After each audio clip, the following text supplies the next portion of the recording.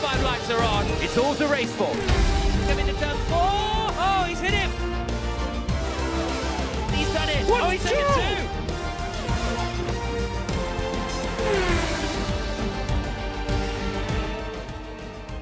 Hello there, I'm Tom Deacon, and this is the Gfinity Arena, the home of F1 Esports. Tonight we bring you the Pro Exhibition, 20 of the best sim racers in the world going head-to-head in one of the toughest tracks/circuits there is. We are heading to Monaco, and joining me on the desk is the one and only Sky F1 presenter, Natalie Pinkham. Woo. We're back, we're heading to Monaco. This is a very exciting track to head to. Do you know what? My favourite of all of them. And everyone says, yeah, but there's no overtaking. You don't need overtaking to get drama. This is one of the shortest, slowest track on the F1 calendar, and yet it always serves up a treat. Yeah. Every time. Every time. Well, because we just saw in the F2 virtual race, Saint-Devote is carnage there. If they get off to a bad start, this is where the race could end for a lot of the drivers. Well, track position is everything here. So if you've had a bad quali, you know, they do seem to celebrate pole even more than race victory. I know that sounds ridiculous, but you've done more than half the job if you can put it on pole. So there's this mad rush down to turn 1, and as you say, often a lot of incident. Yeah, surprisingly, you haven't mentioned the haircut that I've had just over the bath. Hey, yeah, just it's social distancing. Sensational. Thank you. I can't see the back, though. Yeah, don't worry about the back. Let's leave it. Let's move on. Listen, before we get to all of the action, let's have a reminder of what happened last time out at this circuit de Barcelona, Catalunya.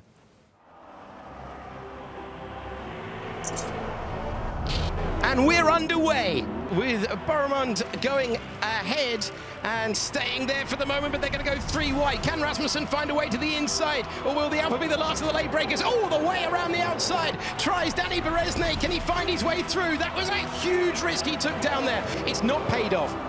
Is that a change of lead? Is that a change of lead out front? Freddy Rasmussen goes around the outside, I think it was, of Barry Boromond. And it looks like it's starting to become a 2-horse race for the victory here between Rasmussen and Boromond. Beresne is looking in his mirrors, which isn't something he's usually doing. But it all looks a little bit like lap number 1. It's the penultimate lap of the race. Hardly any difference between these fantastic esports drivers. Oh, he tried this on the opening lap. On the last lap, Beresne's trying to go around the outside. He's wheel to wheel with Carrington, hoping for drama between these two. P3 being disputed on the final lap of the race, and they're going to go to turn number 4. And I think Longuet's just about hung on somehow to 3rd position. Barry Boromond has put a fantastic race together, but he can't get past Rasmussen, who takes the checkered flag to win in Barcelona. Well, there you have it. A very animated commentary from the one and only Alex Jakes. He'll be with us later on in a second. But it had a bit of everything. Freddy Rasmussen was coming back into the race and winning and beating Barry Boromond to that top spot. It was impressive stuff, wasn't it? And, you know, he wanted to come back with a bang, and he certainly did. And I'd expect nothing less, by the way, from Alex Jakes. More of the same, please. Today. Yeah, and Matt Gallagher as well. He was there. He'll be joining us in a second. With his new haircut. Yes, everyone's having a little cheeky haircut. Listen, let's talk about the drivers and the lineup tonight. Who out of those 20 drivers is stepping up for their teams to impress? And Barry Boromond was so good. I mean, he's an unknown quantity. We don't know much about him, but you know, finishing on pole in quali in Spain, unable to achieve the win, but we like him so far. Yeah, he snuck into the points at the Dutch Grand Prix, otherwise known as Interlagos, and then had a great race last time out in Spain, coming 2nd. But yes, he needs to build on that, build some consistency, and put in perhaps another podium finish today. Rasmussen, obviously, with the win in Spain, he was 2nd in China, he won in Vietnam. This guy has proven himself time and time again, you told me this. He set the record for the Monaco with his practice sessions. He did 1 minute 07.294. Apparently it's a world record. He stopped immediately, which I want to point out. So whether he can find that consistency today, lap after lap. However, we know that Nicolas Tanguy has been performing very well. And also, we spoke to him after the show, Alvaro Carreton, saying mentally he feels like he's in the best position. And you do need to be mentally strong in a race like Monaco. Mental strength is everything, and you've got to get your eye in. There's so little margin for error in Monaco. You can make the tiniest mistake and you're into the barriers. Look, he's built up some strong race results. P5 in Spain, P2 in Holland, P3 in China. You know, so he is getting consistently better, perhaps. I mean, I know P5 isn't better than P2, but you know what I'm saying. And Monaco is psychologically and physically so very challenging. It's tight and twisty. And as I say, it's the one they all want to win because it is so very demanding. exciting. Yeah, indeed. Now, in terms of nicknames, Tight and Twisty are our commentators tonight. I don't know if they accept those nicknames, but Alex Jakes and Matt Gallagher are going to be looking after everyone. How's the haircut, Matt? Yeah, shout out to my mum. Did it yesterday. Came out of the shower, was like, cannot go on TV with this. So decided to have a little hack, and looks a little bit better. Not great, but thanks, Mum. Looking fantastic. Alex, you were so animated with the Spanish Grand Prix. Tonight, Monaco, this is one of your faves. Yeah, love it. Fantastic event, and Barcelona doesn't always provide the most entertainment. I thought it was a great, great race, though, but a very, very impressive performance a couple of weeks ago. I think we're going to see more of the same around this jewel in the F1 crown. All right, we're looking forward to it, gentlemen. It's over to you. Thank you very much indeed. We can actually see the back of Tom's hair from this vantage point. It's not great. No. It's not great. Never mind. Never mind. We've got some cracking action for you, starting with qualifying, with some of the best esports drivers in the world. So we have qualifying already in progress, and we're ticking down 14 minutes remaining, and it's that man again, Barry Borremund, who has set the fastest time so far, but immediately checking in with Freddy Rasmussen, who was so very impressive with his practice times. Can he set that sort of one-lap pace again? It's looking pretty glued to the racetrack, you have to say. Let's see, his first effort of the day only puts him in 6th position. So time to find. David Tanitza has gone to the top of the timing pages with a 1:07.8. It's a 7:9 for Fabrizio Donoso. And Brendan Lee now up into P3. And Rasmussen, after that stunning practice pace, finds himself down in P8. Do you reckon Ferrari Driver Academy got on the blower to David Tanitza after last time out in Spain? Just said, look, come on, get near the front, please. And a great 1:07.8 from David Tanitza, provisional pole position. I imagine, obviously, with Freddy Rasmussen setting a 1:07.2 in time trial to be the world record. I don't think we're going to see a 1:07.2. If we do, I'm going to be very, very, very surprised. But I think a mid 1:07 will be pole position, as with all the other the races. Track evolution, it gets quicker, and these guys take a little bit more risks once they've got that banker in. And I think these sort of high 1:07s, low 1:8s are bankers, especially from Freddy Rasmussen. But as we've seen with this, bankers don't do much, because if you're 1 or 2 tenths down, as David Tanitza, no, that's not Tanitza, that's Benito having a little spin out of the tunnel. But bankers don't really do much, Alex, because 0.2 of a second can put you from first down to about 10th. Yeah, absolutely. It basically stops your event going in a disastrous way, but if you want to compete at the very front, no, not very useful at all. But they still have to go around, get their eye in, and then take the references from those first laps to their final flyers. And as you saw, that incident for Enzo Benito, he had a little pirouette round as he headed back to the pits, but he's got a lot of work to do. His teammate currently on provisional pole, very tight, as you would expect with these esports drivers, and not much to choose between the top 4. To simulation damage, they can't make any mistakes.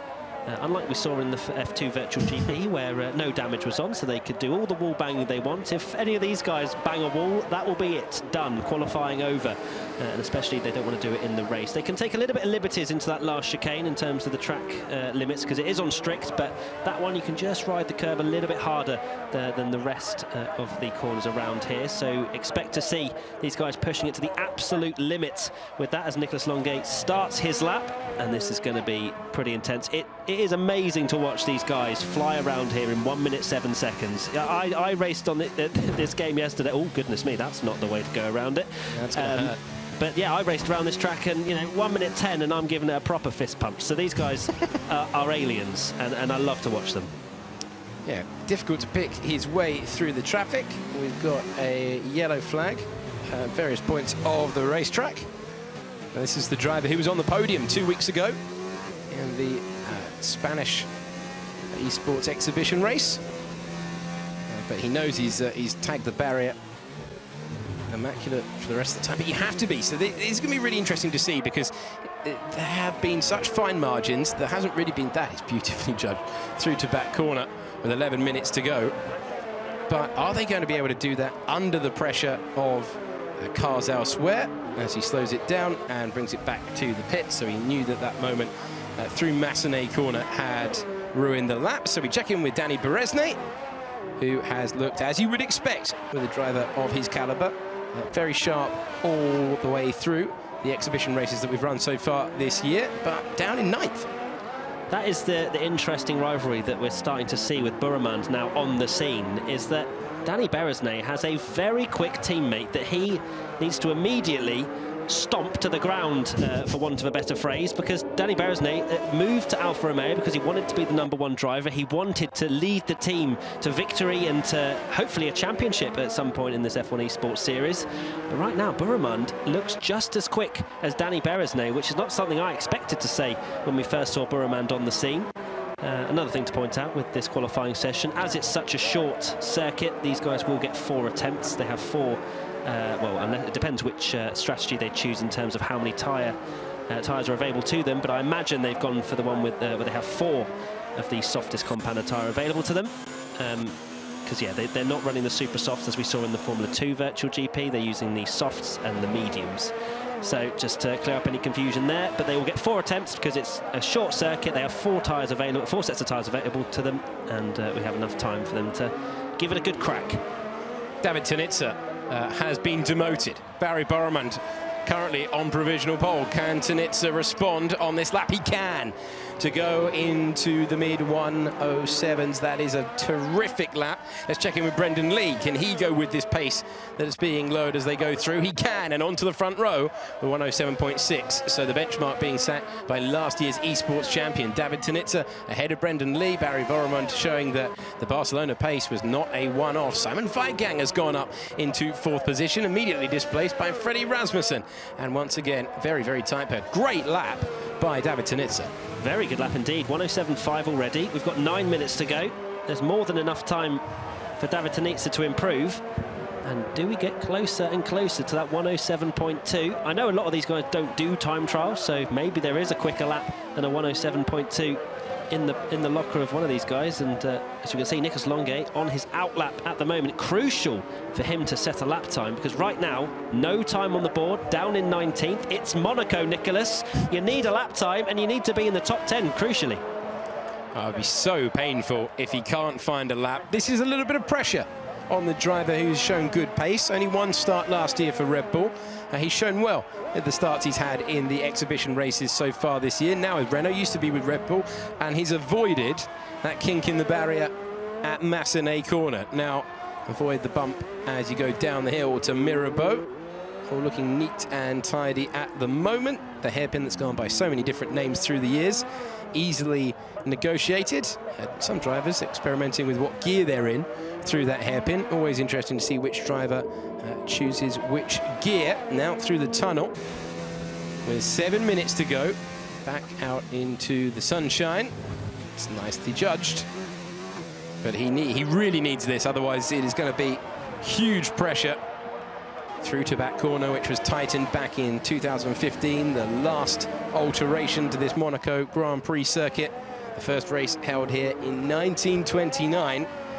But Nicolas Longuet doesn't care about all of that history, Matt. He cares about the lap time. DRS open across the line. Can he get himself off the back row? He can. And not only that, gets himself up to 5th position. Yeah, he cares about making history in this F1 Esports Series. And up to P5. So a very good lap from him, 107.799. Now the only man not to set a lap time is Patrick Holtzman in 20th place, with Joni Tormela, his teammate, down in 19th. Not a particularly good showing from the Toro Rosso team. Right now, Fabrizio Donoso.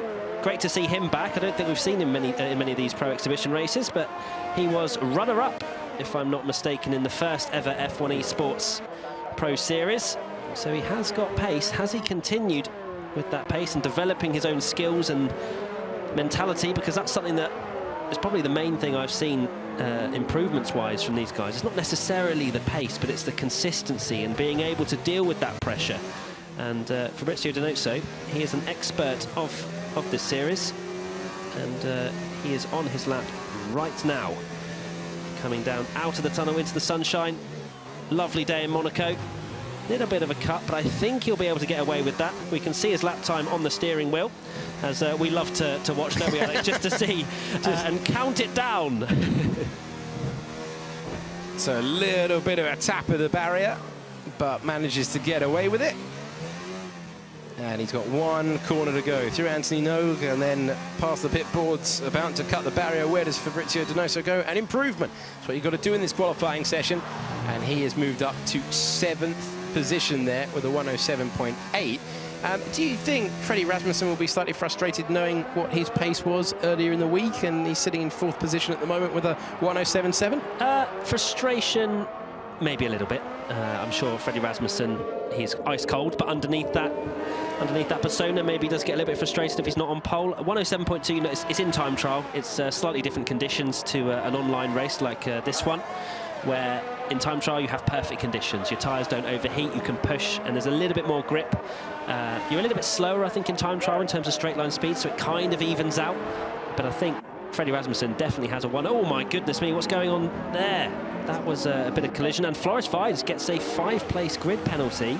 You do not need that. I was going to say, actually, before we went to that point, was just finding track position around this circuit with 20 cars constantly out for 18 minutes. I was quite surprised we hadn't seen any issues before, but there we have it. Into the last few corners, we saw a few people getting tangled up. But back to, Freddy Rasmussen. I think he will be a little bit frustrated. He's definitely got a 107.3, 107.4 in the locker. But he hasn't delivered just yet, and that's the beauty of an 18-minute qualifying session. You've got to deliver. Alvaro Caraton getting a 5-place penalty for initiating the contact that we saw at the Rascas there, which took off an M plate of one of the drivers. So Freddy Rasmussen, we've been speaking about the Red Bull driver, been speaking about his pace in practice in time trial mode earlier in the week. Now, under the pressure of this qualifying session ticking into the final few minutes, he's decided to go out with basically a empty racetrack in front of him. So he's chosen well in terms of track position. And it looks rapid, but they're all rapid. So you've got to produce a mega lap.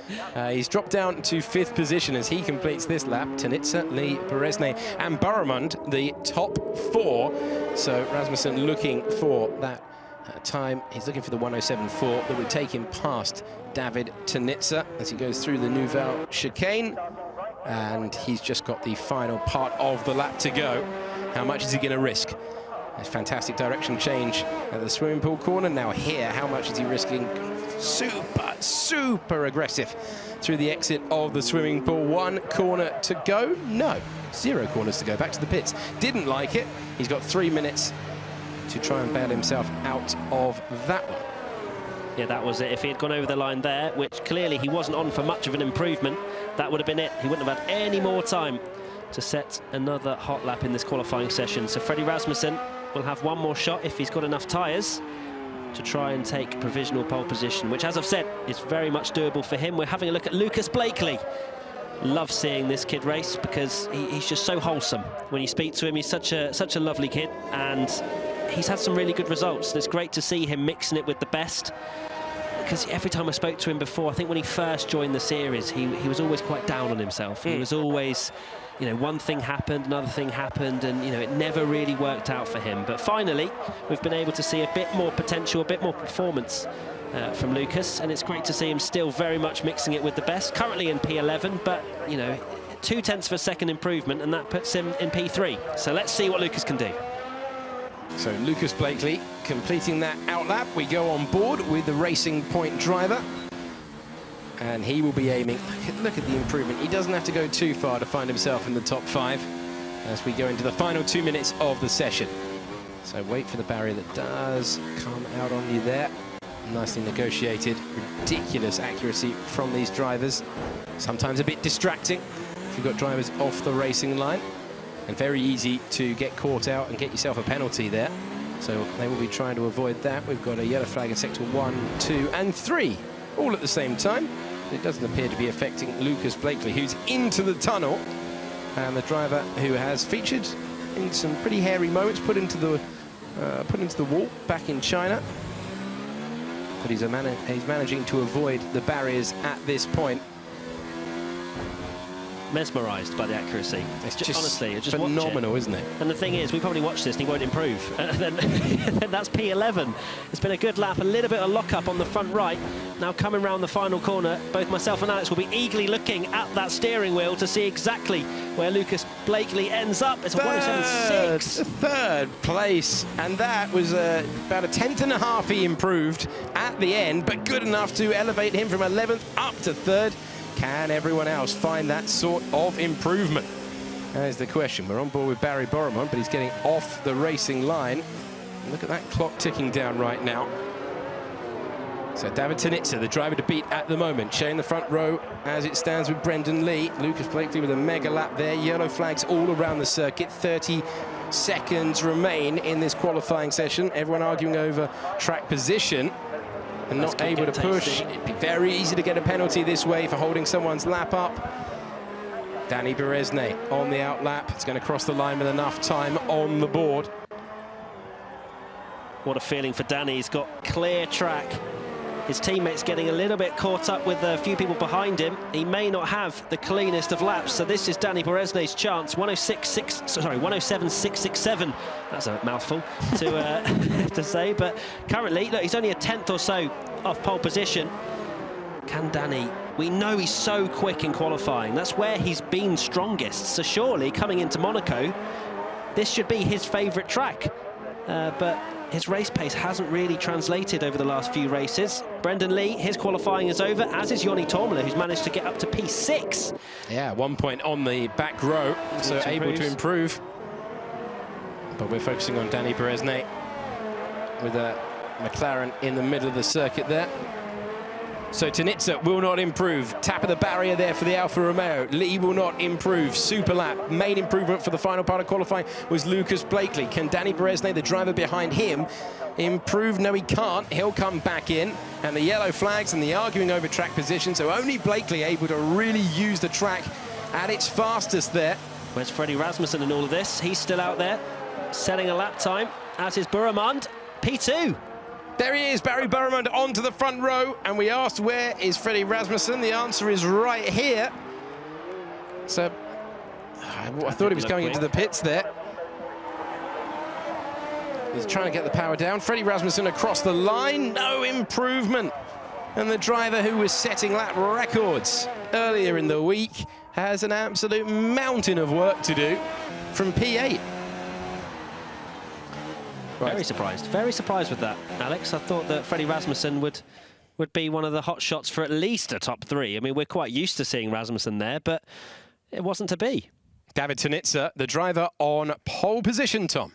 Yes, it's nice to see a return to form for David Tanitsa, the F1 Esports Pro Series champion last season. However, we haven't really seen much of him, but yet Monaco wasn't even a track that we went to during that series. But back on form, and Barry Boromont proving he definitely is a dark horse. We didn't expect too much of him, but yet proving again he's very talented. Oh, and it's great. You know, he's sneaking up when it counts most. As we touched on before, this circuit is all about confidence, and it builds, the confidence builds through the weekend, through the quali session and into the race. It's as much psychological as it is physical. And as I mentioned before, the margins of error are so tiny that you make a mistake, it almost kind of gets under your skin. It's almost like a little gremlin that you can't shake off.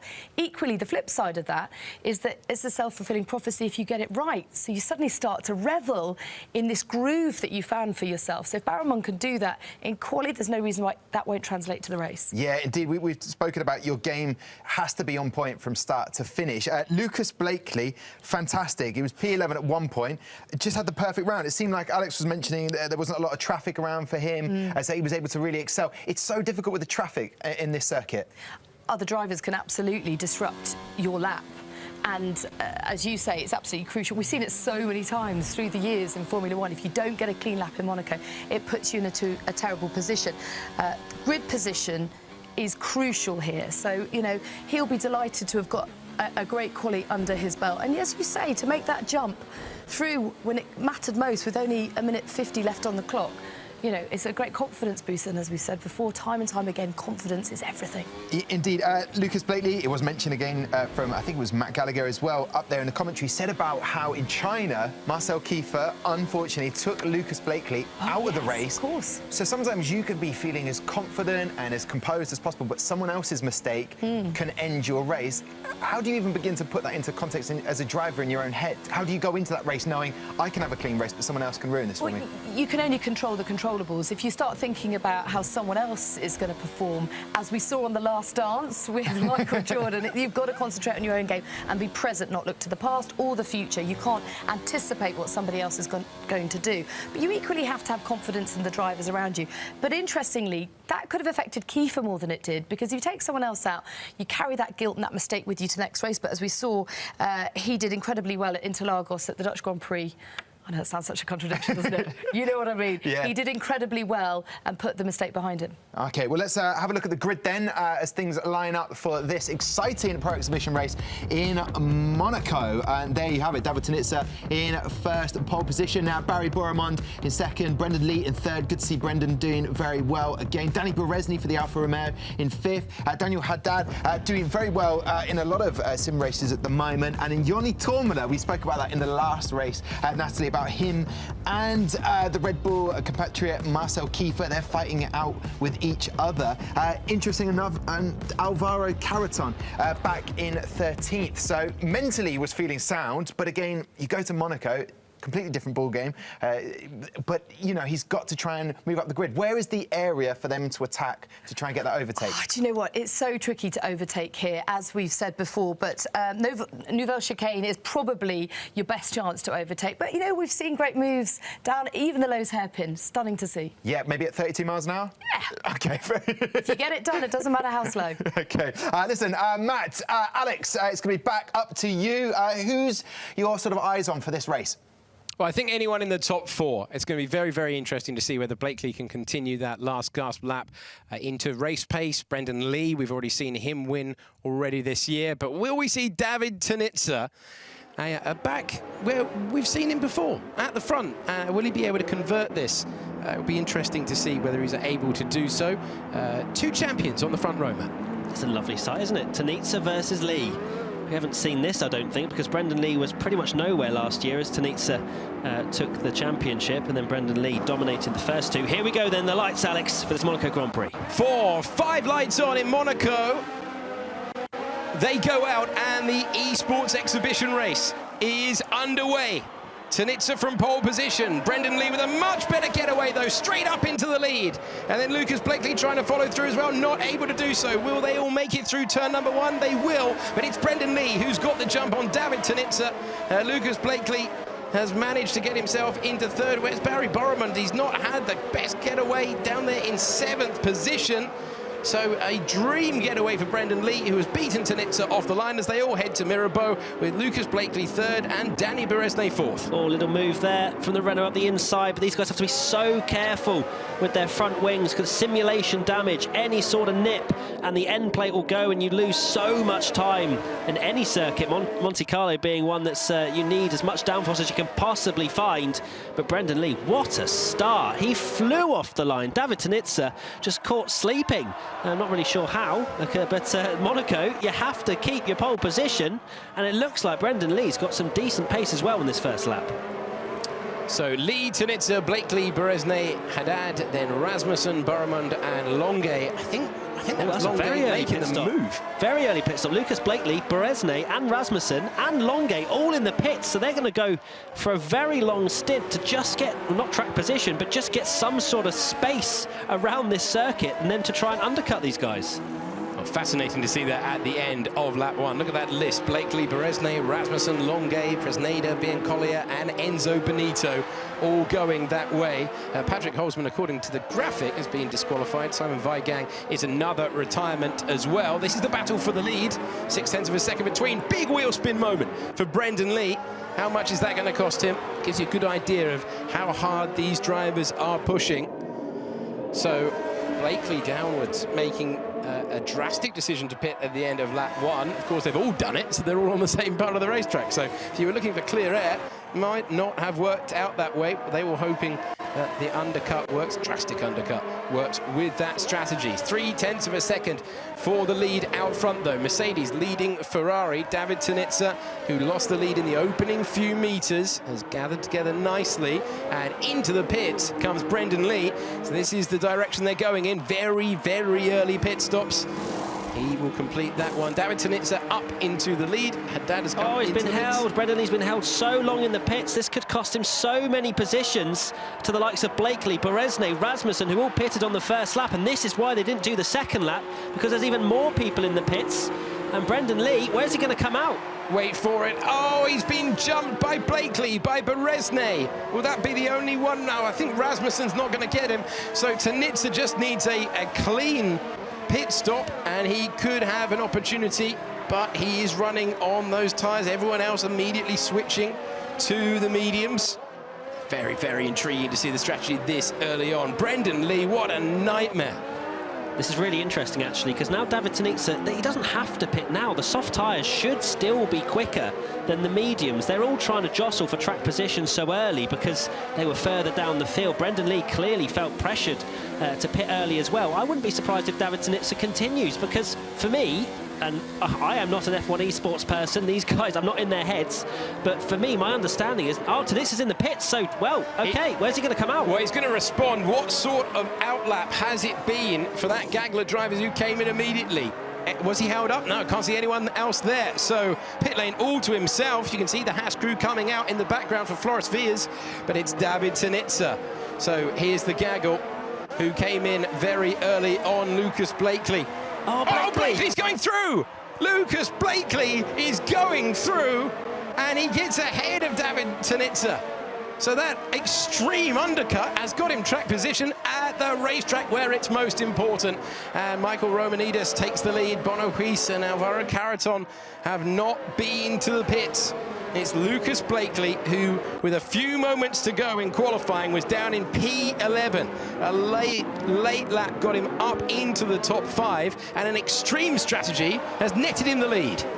The net lead when the others pit. Yeah, exactly. I'm flabbergasted. Obviously, we've got 3 guys still out at the moment, Romanidis, Huis and Caraton. Will they continue for a bit longer? Are they on the mediums? Hopefully we'll see some sort of tyre graphic come up pretty shortly, but I imagine that they are going to continue for a few more laps. But Lucas Blakely, he has the net race lead right now. How are your nerves, Lucas Blakely? Can you deal with it? Enzo Benito has left the session, unfortunately, from P17. But right now, Lucas Blakely never won a race. I don't think he may have even led a lap.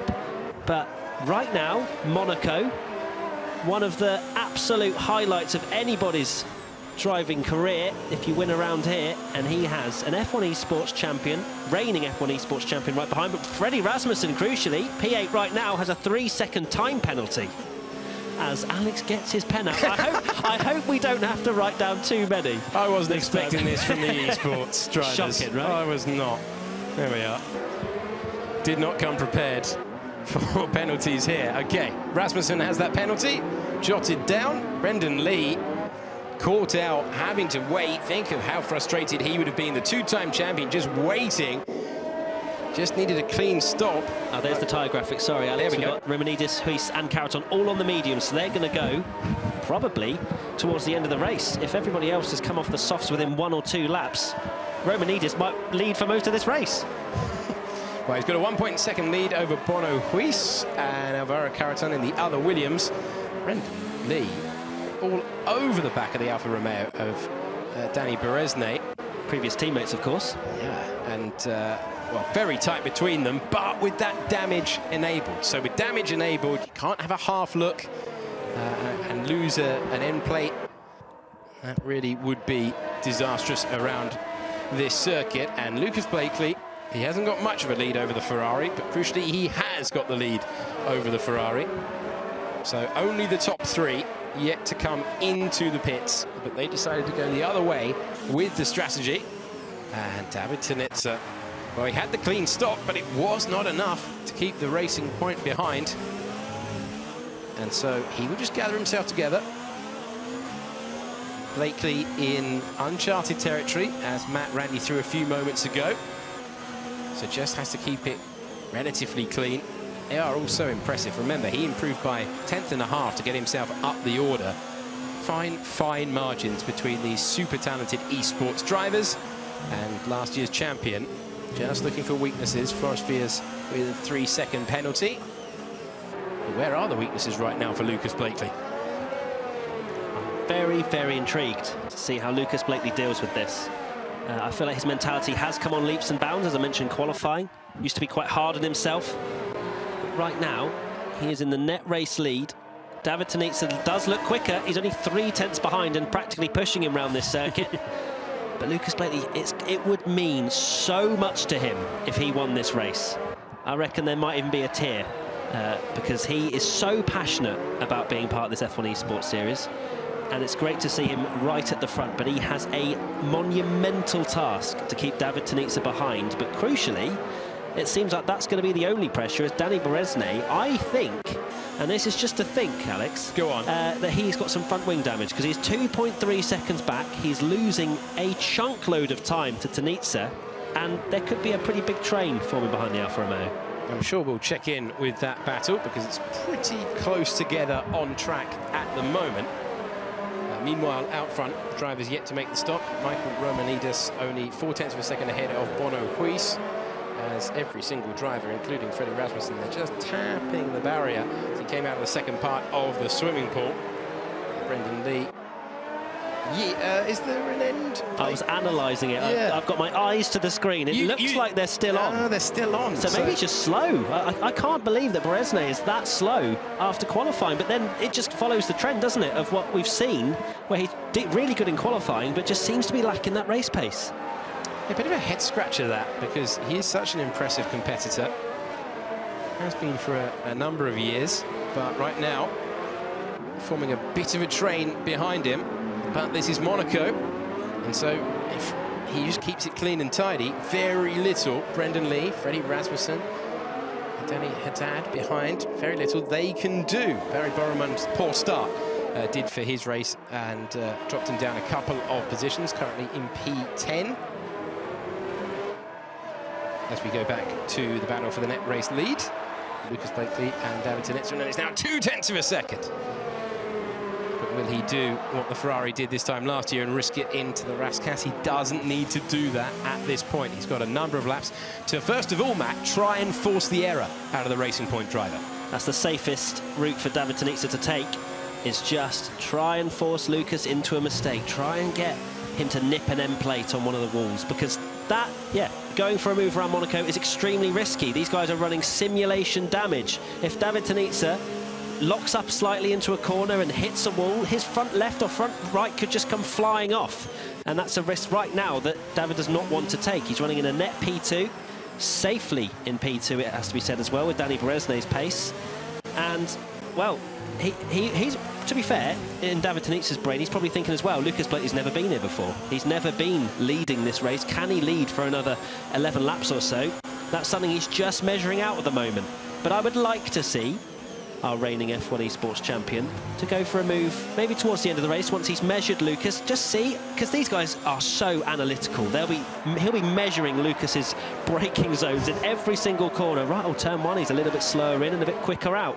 And it's exactly how it is in real life. But he's got a little bit of a measuring process right now. So no opportunity for the Mercedes to dive to the inside. And even if you are potentially quick around all of the circuit, if you can get the exits right out of Portier, you can get the exit right out of Antinogue, it is very, very tough to pass at any other part of the circuit. And so it is proving for the two-time champion Brendan Lee in that silver Mercedes. You see that Freddy Rasmussen 1.6 seconds behind now. So he was with this group, he's now dropped away. There we go, you can see him leading Haddad and Borrowman. So maybe a mistake for the two-time winner of these exhibition races. As the Alfa continues to hold track position. 0.4 of a second between Blakely and Tonitza. 0.3 of a second for the actual race lead, although those drivers, as you can see from the graphic, have yet to stop in the top three. So this is a massively improved performance from what we've seen so far this year from David Tonitza. And good to see the champion back on form and desperately trying. Now he's got a lot of momentum this time, and Blakely knew it. Different line for him, but a line that keeps him ahead. You don't want to be going off the natural racing line. That could well, it certainly gives your rival a feeling that he's not too far from passing. And right now, Blakely really driving on the mirrors. So difficult to get good purchase when you're following a car around that final corner. to then have a chance into Saint-Devote. As we come through Casino, David Tenitza just, you can see he's got maybe 2-3 tenths of a second race pace on Lucas Blakely right now. And Brendan Lee's actually got through on Danny Beresne and is up to what is P6 on the road, but a net P3. So let's see what Brendan Lee can do now, because I was going to say that he'd probably be very frustrated with himself after that start, and then the strategy, well, I wouldn't say blunder, he was just slightly unlucky. I think wrong place, wrong time, yeah, wasn't exactly. it? But then again, change your strategy slightly. Don't put yourself in that position is maybe something he'll also be thinking. But right now, can he close in on David Tenitza and Lucas Blakely out in front? Up next, after this fantastic battle between the Racing Point and the Ferrari, the F1 Esports Virtual Grand Prix around this circuit. And some great names, some big names, some new F1 drivers joining us for the first time in the field as well. Coming your way after this titanic battle has to be resolved. And it's not quite Senna and Mansell, but it looks like it's got the ability to be. Beginning to duck and weave, obviously with more pace, but not with the way through right now. Good driving from Blakely. Can Tenitza provide better driving and force his way past? He is getting to the lap count, Matt, where he's going to be slightly concerned that it might not happen. Intrigued to see how Brendan Lee did in terms of pulling away. He's not been able to disappear from this lot. He's made an error. He definitely has made an error, because it was 3.5, 4 seconds. Now it's 5.7. Has he nipped a wall? Has he lost an end plate? I am eagerly studying this camera, but sometimes it cannot, fully represent, and sometimes a small nip isn't actually shown. We can't see it as intricately as what he'll be feeling in the car. But right now, it does seem like Brendan Lee's got some damage. He's now 6 seconds behind David Tenitza, and look at the train behind him. I can only think this Mercedes has damage, but right now, Lucas Blakely, he gets a little bit of a lock-up. But fortunately for him, this is Monaco. Can Tenitza get close enough into turn one? It's going to be risky. He's not been this close all race long. Is there a tap there? There's certainly a lot of momentum. Are they going to go side by side up the hill? Contact between the pair that will eventually be battling out for the lead, but no way through. And Blakely is clinging on right now, but he's clinging on successfully, and he won't care if he's got to endure this for the next few minutes, as long as he stays ahead of the Scarlet Ferrari. But he is sweating a lot of Lucas. This is probably not the track he would have chosen to lead his, well, technically lead his first ever race. Still have Romanidis Huis out at the moment, lap 13 of 20. They're still on those medium compounder tyres. You can see, haven't stopped yet, the only two not to stop. They're closing in, but I think by the time those two pit, it'll be a clean run to the end for Blakely. Can he win his first ever race? It's going to be intriguing. He's held on pretty well so far. He's made a couple of small, minute errors that has allowed Tenitza onto the back of him, but nothing race-ending and nothing that has caused him to lose track position. Just looking at the front wing of Brendan Lee there, it does appear, there you go, he has lost an end plate. Yep. So Brendan Lee has lost an end plate, and now the final two do pit, so it is a battle for the lead, and it is 0.2 of a second. So Brendan Lee hanging on to third place, has got damage to his front wing, and that will cause a train of cars. That's a front wing off for Freddy Rasmussen, who's heading behind now. He's dropping down the Orner. Daniele Haddad has got up to 5th position. That's a contact with the wall, a loss of one half of the front wing there for Freddy Rasmussen. And this is the battle for the lead. Lucas Blakely in rare air. He hasn't been here before. He is now leading around Monaco. The driver whose Matt has described his journey, desperate to beat the reigning champion, but he's got a lot of corners still to go. With this sort of pressure, this is going to feel like a very long time indeed. And great to see a titanic battle, an epic battle out front between Blakely and Tenitza. We're on board with the second place driver. Brendan Lee will be defending for all he is worth. And now Freddy Rasmussen down to P8. Marcel Kiefer, his teammate, has got past as well. On to another lap we go. And well, he's had such a long time behind the Racing Point. Nothing, no obvious part of the racetrack where Tenitza has a huge advantage, Matt. No, just slightly quicker everywhere, and that's not good enough. He needs to be really quick, so much quicker, sorry, than Blakely in a certain part of the track. And unfortunately, Lucas has enough in the tank for now, but I'd like to see David Tonitza go for a move. He has nearly a 9-second buffer to the ailing Brendan Lee in P3, who somehow is still managing to keep the rest of the guys behind him. But you've got to think Tonitza's going to go for a move here to take the stardom and the victory here around the streets of Monaco. Lucas Blakely is just so tantalisingly close. One lapse of concentration, one time where you turn in 0.1 of a second too early to a corner and you nip an end plate like Brendan Lee clearly has done. And Freddy Rasmussen, he's known as the Iceman, the one that makes no mistakes, and he is out of the race now. So they might be aliens, but they're not perfect. Can Lucas Blakely be perfect for the next 5 laps? That's the challenge for him. Yeah, we're on board now with David Tonitza, and Tonitza desperately trying to find a way through. But he's been studying the back of that logo, studying the back of that car, lap after lap. He got a poor start. David Tonitza got jumped off the line, and well, he was able to apply the pressure. But it was Lucas Blakely with an outrageous strategy, to be honest. Came in at the start of the race. There you go, up 2 places. How did he go up 2 places? He came in at the end of lap 1.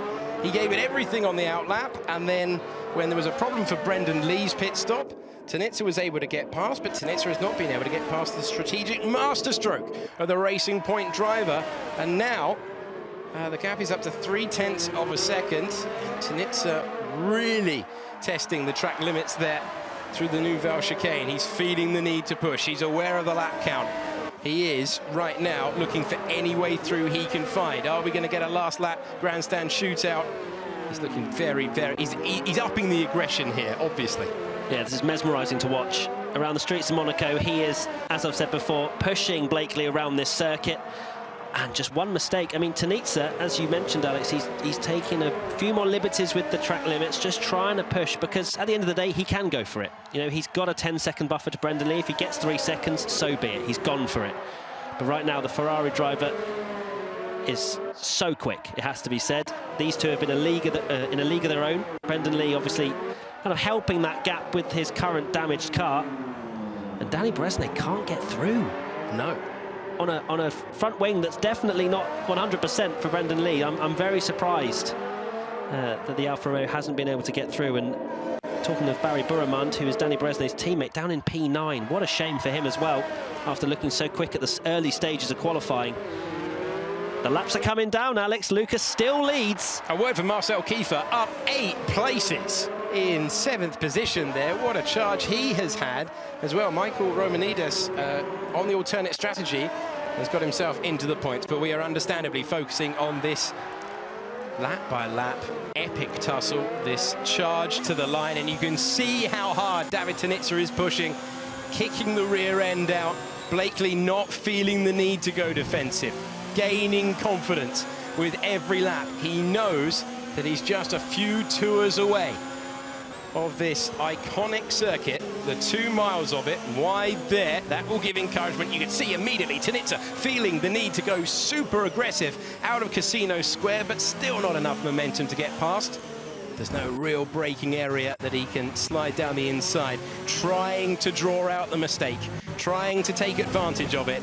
And Lucas Blakely showing the depth of talent in this field, improved in qualifying, up the order, managed to use the strategy to perfection. And meanwhile, whilst they battle epically for all aboard, it's it's train time. And well, this is super frustrating for Danny Bresnay, because he will know from the gap that is being created that his rival has damage, but nothing that anyone in your shot right now, as they all occupy the space before to back corner on that straight, can do about it. And Brendan Lee using all of his experience at this level to good effect. We are on the penultimate tour. It's getting close.